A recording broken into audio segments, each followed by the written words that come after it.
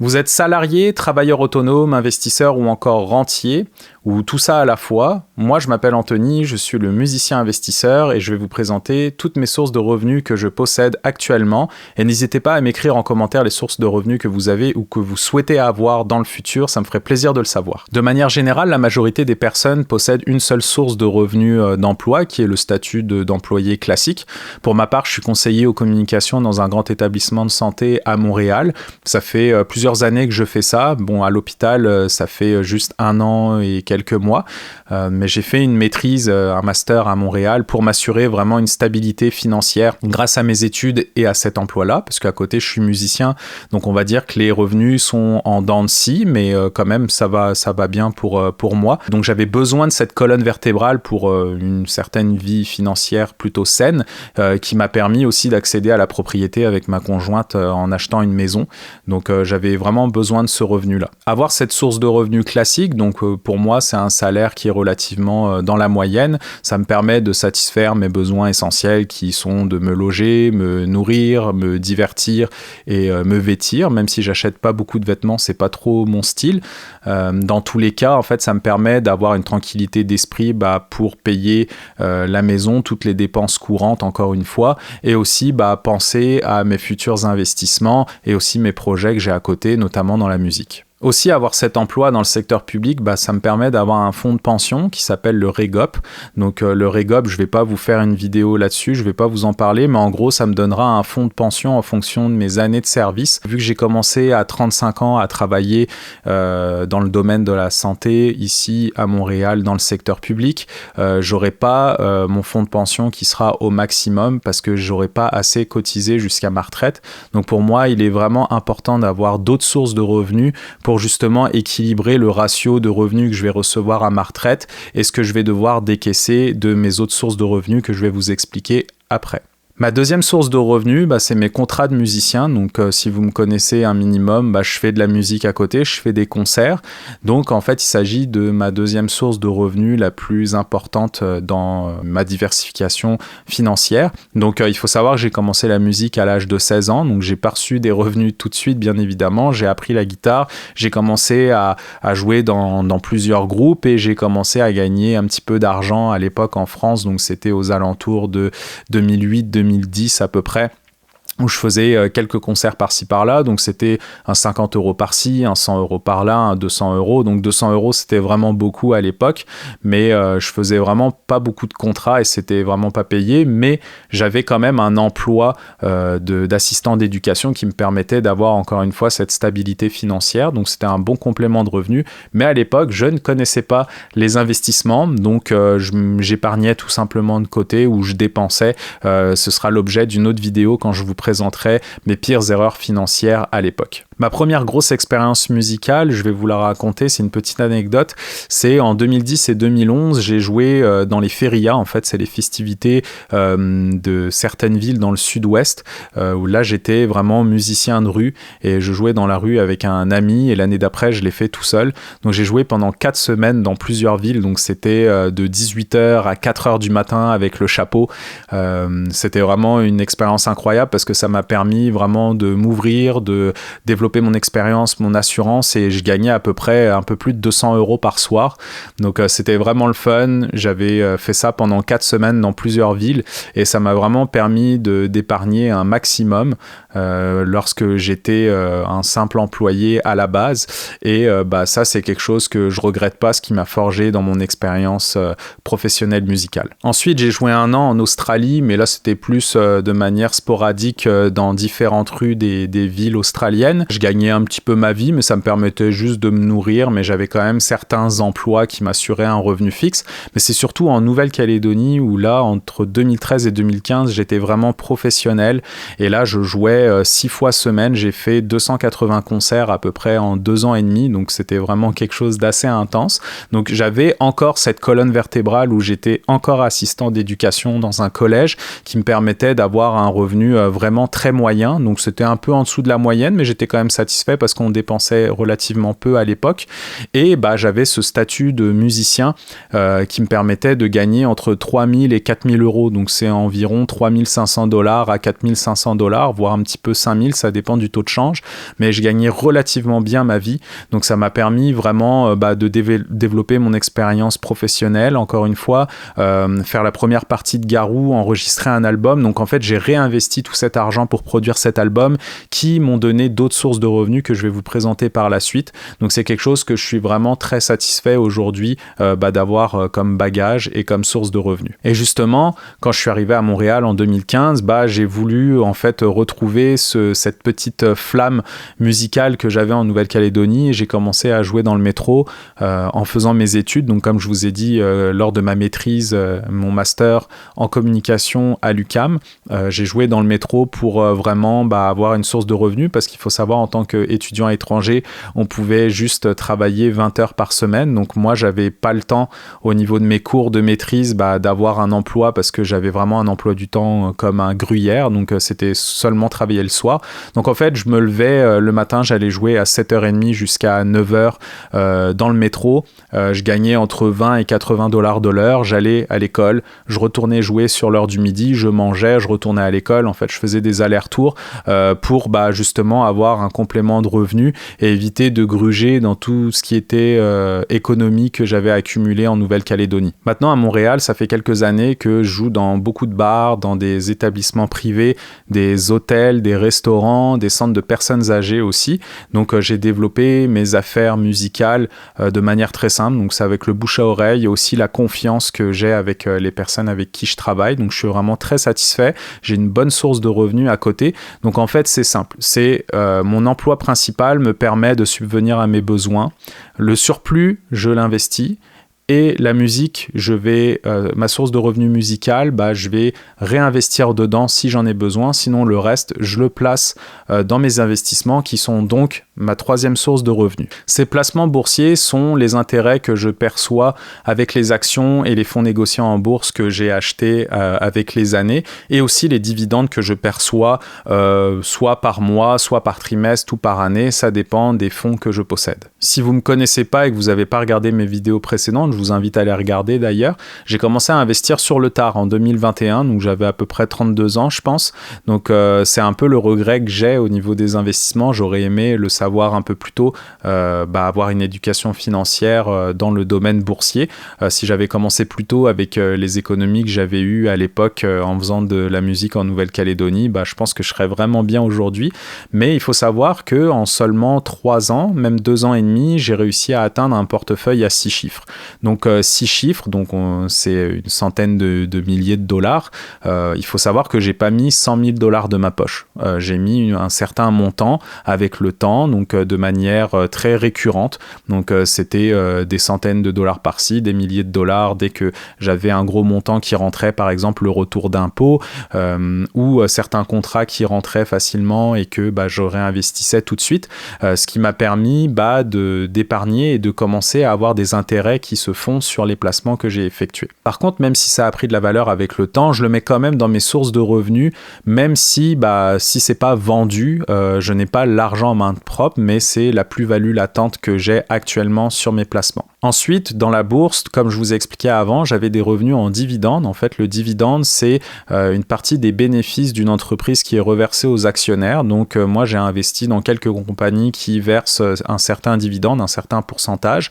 Donc, ça me permet d'avoir un certain cash flow, comme on dit, à tous les trimestres. Donc, à la différence d'avoir des actions qui ne versent pas de dividendes, donc comme je vous ai expliqué, la plus-value latente que j'avais, j'aurais besoin de revendre ces actions afin de posséder de l'argent. Sauf que là, le dividende, ça me permet d'avoir de l'argent qui rentre, donc ce ne sont pas des profits, c'est les bénéfices des entreprises qui sont reversés donc aux actionnaires, donc à moi, ce qui me permet juste d'avoir un cash flow. Donc par exemple, si j'ai un revenu de dividende, on va faire gros, mais 10%, donc j'ai investi 100 $ et que je reçois 10 $ par année, par exemple, à l'année, quand je vais recevoir ces 10 $ là, c'est de l'argent que j'aurai en main propre, donc je pourrais soit les utiliser, soit les réinvestir. Mais pour l'instant, pour créer la boule de neige, je préfère les les réinvestir tout simplement pour avoir un patrimoine qui va fructifier avec le temps. Quand j'ai commencé à investir, ma stratégie était un petit peu floue, donc j'ai commencé à investir dans la croissance dans certaines entreprises, puis ensuite j'ai été axé dividende pour avoir quelque chose de très sécuritaire, parce que je m'étais dit en fait dans mes objectifs d'indépendance financière, si admettons je quittais mon emploi, même si je l'aime beaucoup, mais d'ici 10-15 ans, si admettons j'avais des dividendes qui rentraient à chaque mois ou à chaque trimestre, ça me faisait un revenu potentiel que j'avais en plus de la musique. Donc là c'est encore la stratégie qui est un petit peu floue, mais là j'ai rebasculé dans un portefeuille croissance où je me suis dit je vais essayer d'investir le plus possible pour avoir une croissance vraiment exponentielle dès le début sur le long terme, et après plus tard je vais peut-être revendre ces actions-là pour repasser dans des titres plus sécuritaires avec des dividendes pour m'assurer un cash flow et un revenu continu pendant les mois et les années qui suivront. Ma quatrième source de revenus, ce sont les intérêts sur mes avoirs, donc c'est pas forcément une grosse source de revenus, mais c'est quelque chose qui est toujours bien à prendre. Donc vous avez sûrement ça sur vos différents comptes bancaires. Les institutions financières vont vous proposer d'avoir entre 1 et 4% d'intérêt sur ce compte-là. Donc moi, sur WaSimple, par exemple, j'ai 5% d'intérêt parce que j'avais posé une certaine somme, donc j'ai l'opportunité d'avoir ça, et mon chèque de paye aussi rentre dedans, donc ce qui me permet d'avoir ce gros taux d'intérêt, donc qui suit presque l'inflation.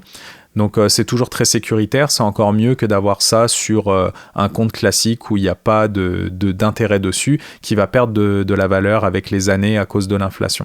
Donc moi personnellement je suis satisfait, je mets toutes mes épargnes sur ce même compte, ça m'évite d'avoir plusieurs comptes, un compte chèque, un compte épargne, donc je mets mes épargnes plus mes chèques de paye dessus comme un compte courant finalement, et ça me permet d'avoir entre 5 et 15 $ d'intérêt par mois, même si c'est imposable, c'est toujours 15 $ qui sont dans notre poche. Ma cinquième source de revenus, ce sont les droits d'auteur. Donc les droits d'auteur, en fait, vu que je suis musicien, j'ai créé des chansons, et ces chansons-là, je les ai déclarées dans les institutions pour protéger mes chansons, et à chaque fois que mes chansons sont diffusées à la radio ou à la télé, je perçois une petite commission.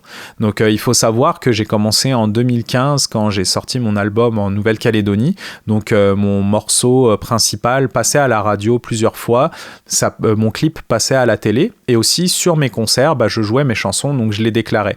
Et ce qui était vraiment incroyable, c'est que tous les 6 mois, je percevais entre 10 000 et 12 000 $. Donc c'était vraiment des sommes hyper conséquentes. J'étais vraiment hyper satisfait. C'était vraiment une source de rente vraiment trop bien. Mais maintenant, vu que j'habite à Montréal, je fais plus de concerts en Nouvelle-Calédonie, donc je peux plus déclarer comme je voulais avant. Mon morceau continue d'être diffusé sur les radios, même beaucoup moins, parce que vu qu'on me voit moins, on pense moins à moi, mais je suis quand même satisfait. Donc je touche environ 400 à 500 $ par année.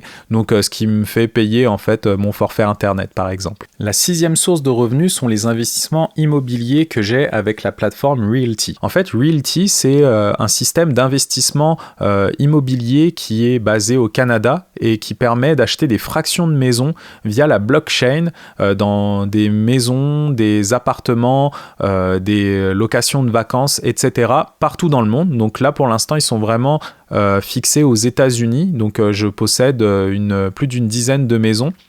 Donc comme ça, dit comme ça, on dirait que je suis rentier, mais vu que c'est des fractions que j'achète à la hauteur de 50 $, ça me permet de toucher des loyers parce que ces maisons-là sont mises en location par la plateforme. Donc par exemple, moi par semaine, je vais toucher environ 1,50 $, voire 2 $ tous les lundis. Donc c'est vraiment pas grand-chose, mais vu que j'ai commencé il y a pas longtemps, je me suis dit que j'essaye. Il y a plusieurs options aussi sur cette plateforme-là qui permet par exemple de mettre ces locations, ces investissements en collatéral et qui permet d'avoir un emprunt pour réinvestir, mais ça je le maîtrise pas trop, donc je veux pas me lancer là-dedans. Une fois que j'en saurai un petit peu plus, je pourrais peut-être faire une vidéo sur le sujet, parce que je trouve que c'est une bonne alternative pour acheter de l'immobilier, ce qui permet d'éviter de placer par exemple des centaines de milliers de dollars, donc épargner, l'investir, les retirer pour justement acheter juste un seul bien et gérer les locataires, les travaux s'il y en a, les urgences, etc. etc. Là, tout est pris en charge par la plateforme. Donc, pour le peu de montant que j'ai mis, donc environ $2000, je m'essaye et si je suis satisfait avec les mois et les années, je vais continuer d'investir petit à petit. De toute façon, dès qu'il y a une maison qui rentre sur le marché, j'achète en général 1 ou 2 tokens, donc c'est $100 par exemple. C'est vraiment rien pour moi et ce qui me permet d'essayer. Et si je suis pas satisfait, je revendrai mes maisons comme un propriétaire, mais là c'est beaucoup plus simple via la plateforme. Donc je suis vraiment satisfait à ce jour. L'avant-dernière source de revenus, en fait, ce sont tous les pourboires que j'ai lorsque je fais des concerts. Donc on va dire pourboires et les ventes d'albums. Donc il faut savoir que vu que j'ai un album physique, ça me permet de les vendre sur mes lieux de concert. Donc en général, je vends mon CD $20. Donc c'est des fois 1 ou 2 CD qui se vendent. Donc sur une prestation, je suis quand même relativement satisfait. Ça me fait connaître et c'est une autre source de revenus que je possède. Et aussi les pourboires. Donc j'ai créé un QR code aussi à côté de mon affiche quand je fais des concerts. Donc ça m'arrive de le mettre quand c'est autorisé. Et là, les gens peuvent scanner tout simplement ce code-là et arriver sur PayPal et m'envoyer de l'argent. Donc ça m'arrive de temps en temps, vraiment pas tout le temps, mais je comprends tout à fait.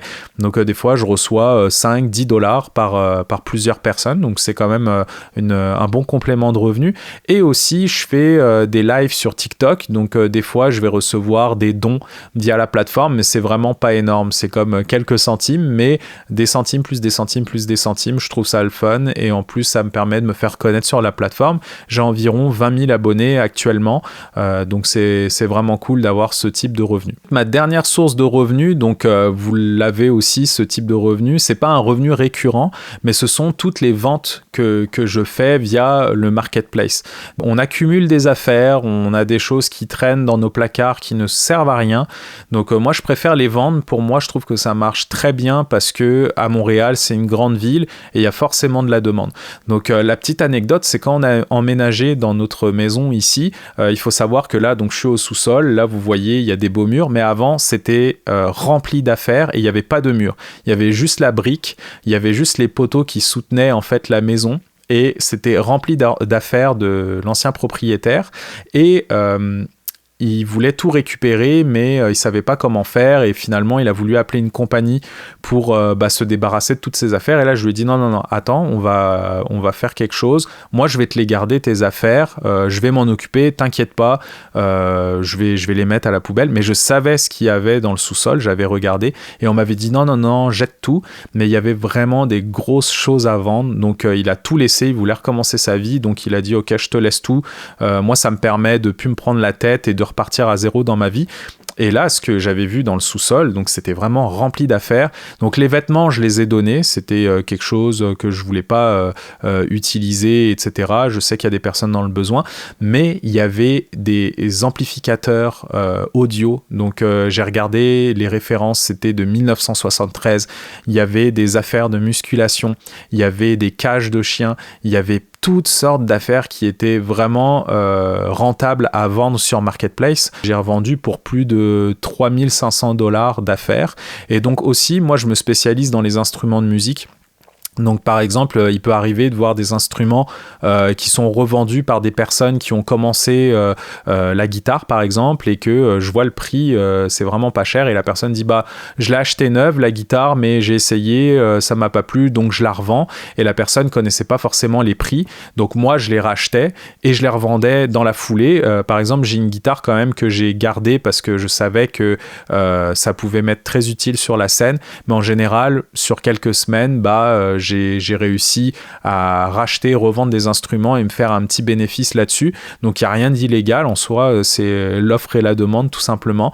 Mais j'essaye de me désencombrer de mes affaires aussi en les revendant sur Marketplace et aussi trouver, comme je vous ai dit, des bonnes affaires qui peuvent se revendre facilement. Et aussi par exemple les jeux vidéo que je suis très fan, je les achète à un bas prix, j'attends que le prix soit bas et je vais le revendre au même prix, voire $10 ou $15 plus cher une fois que j'ai terminé le jeu. jeu. Donc finalement, le jeu m'aura coûté rien du tout, ou même j'aurais fait un bénéfice là-dessus. Je vous conseille de faire l'exercice chez vous. N'hésitez pas à désencombrer vos affaires, des choses qui peuvent perdre de la valeur avec le temps, mais que si vous les mettez maintenant sur le marketplace, par exemple, là, ça va vous permettre d'avoir un petit montant plutôt que ça ne vale plus rien sur le long terme.